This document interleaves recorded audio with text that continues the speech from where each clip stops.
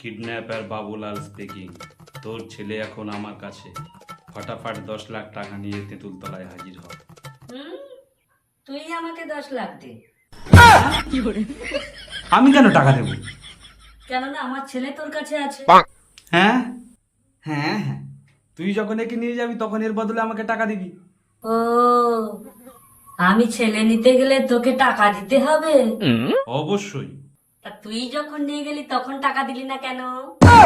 আরে আমি কেন টাকা দেব? কেননা আমার বাচ্চা তুই নিয়ে গেছিস। হুম, বুঝতে পারলি না? না, আচ্ছা, তুই কিসের টাকা চাইছিস? ছেলের জন্যে। তা ছেলেটা কার? তোর। তাহলে কার টাকা পাওয়া উচিত? তোর পাওয়া উচিত। ব্যাপারটা বোঝা গেল? না না, এরকম হয় না। আমার ছেলের বদলে টাকা দিতে হবে, আমি সব জানি না। মানে ছেলে যার কাছে থাকবে সে টাকা দেবে, তাই তো? হ্যাঁ, ছেলে কার কাছে? আমার কাছে। তো দে টাকা। আরে দাদা, আমি কিডন্যাপার, আমার তো টাকা পাওয়া উচিত। হ্যাঁ, কবে? যেদিন তোর ছেলে কিডন্যাপ হবে।